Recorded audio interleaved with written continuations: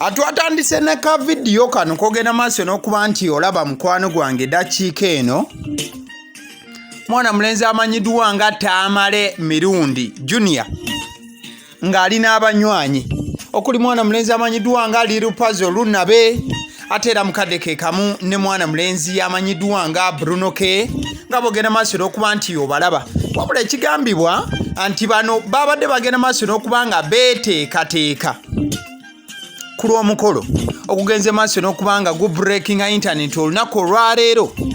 Wabula tova ku vidiyo eno tugende maaso n'okuba nga tukubuulira ddala omukolo gwabadde gwa ddala oba bintu byakawaani. Tamale Mirundi Junior yavudde ku lujja bya ddala okwanjula kwagenze maaso n'okuba nga kuhapeninga oba bya social media.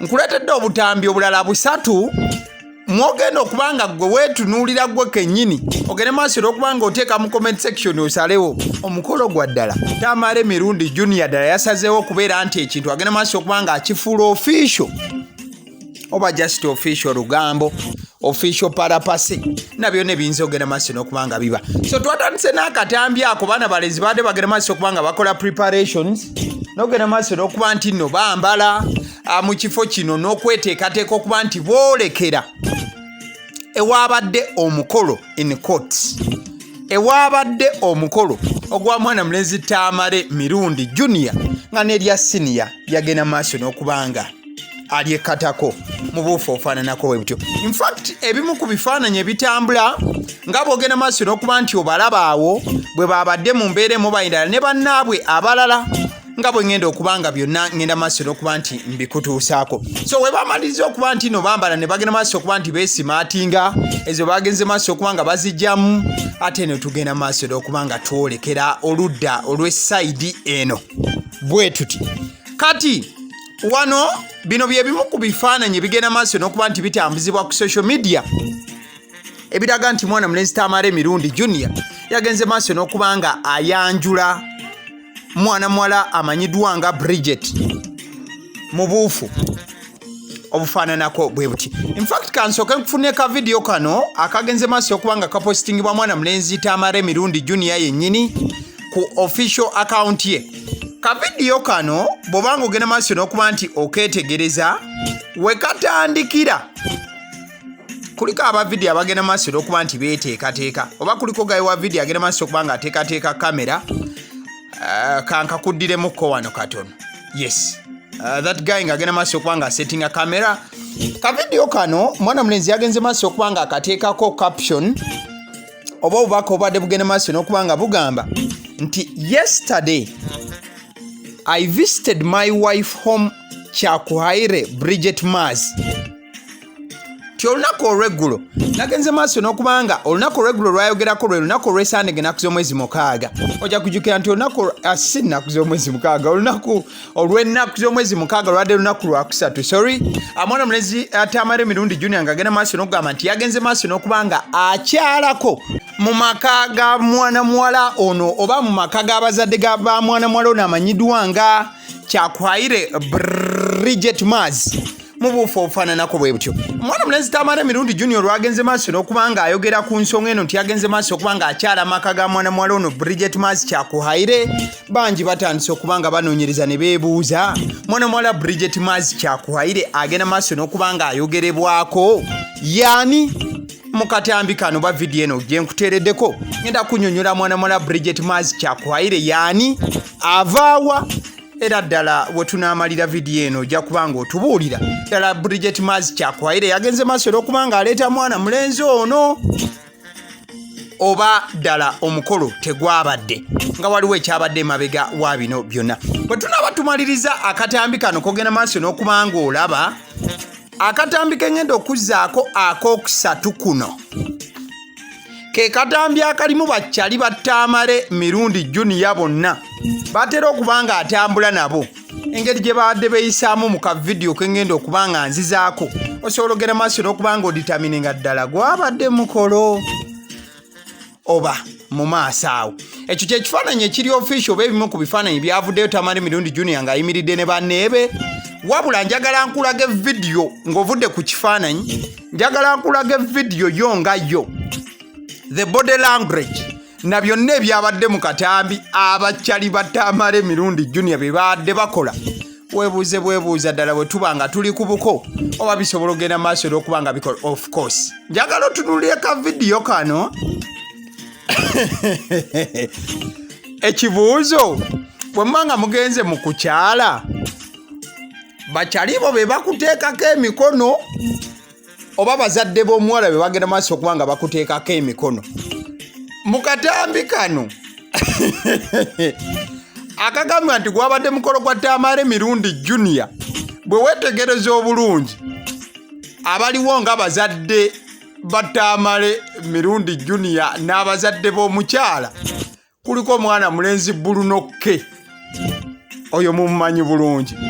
Wojjako Bulunokke, kuliko omwana mulenzi amanyiddwa nga Shalom, oyo abeera ennyo Kasuku live. Si Shalom yekka, kuliko ne mwana mulenzi oyo omulala eyali mu video ya bagira bata Huja Bless No Man Curse eyali lupazo. Bonna bali mu katambi kano, wabula nga bafa enseko okufaako obufi, ne be basabira baseka okufaako obufi. Wabula ate era mu katambi ke kamu mulimu gayi wa video oba ali mu kukwata ayambadde essaati eya yero ku mukono guno ogwa ddyo, wabula ennyambala gy'ayambadde ya kisaazisaazi ebitenkanika. Tosobola kubanga wamuyise ku mukolo gw'okujja kukwatira mukolo, omukolo ogw'ekitiibwa, omukolo ogw'embaga, najja nga agenze maaso n'okuba nti ayambalako bw'atyo.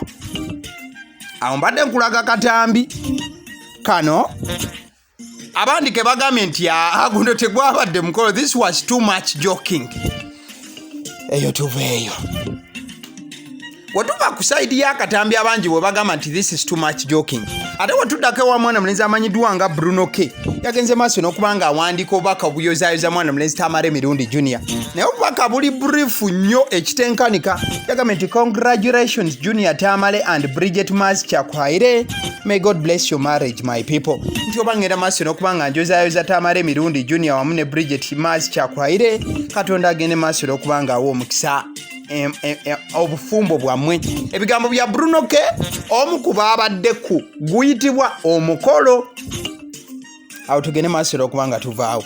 Kati njagala mmanjulire mwana muwala ono gwe bagenze maaso n'okuba nga bakolako omukolo guno, mugende maaso n'okuba nga mumutegeera. Mwana muwala ono amanyiddwa nga Bridget Maz Kyakwaire, wabula nga amannya matuufu ye Bridget Kyakwaire, amannya agage. Wabula mwana muwala ono Bridget Maz mwana muyimbi, era ng'erinnya ery'obuyimbi lyakozesa lye lya Bridget Maz.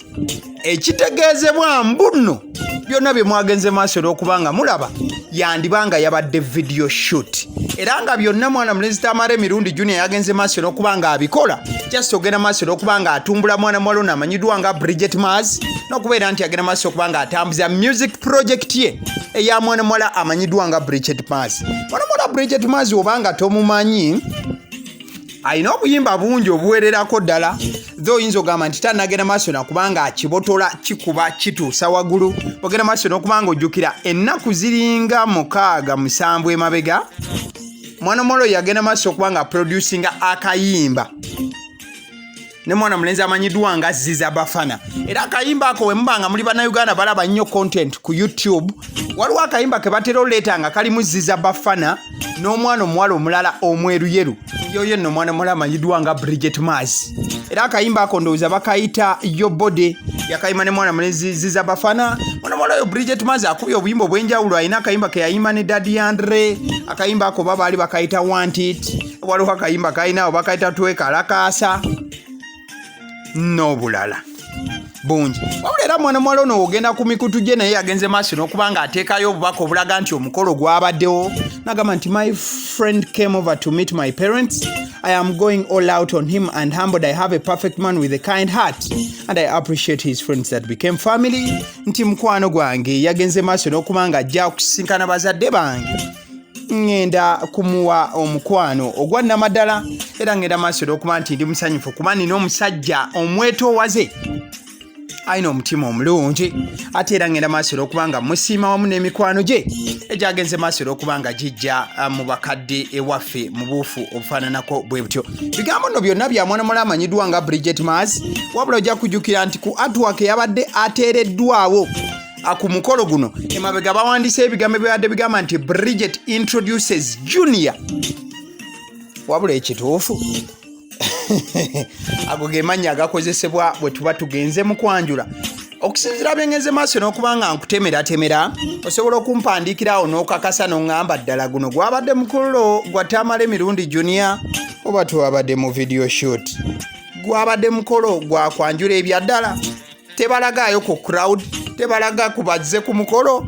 Tulaba abantu babiri wamu ne bakyaliiba emboofu obwo abassiddi omusunsuzi ly'erinnya eryange ne bwenfa ng'olijjukiranga. Agaliwo gwe mukutu, likinga video eno.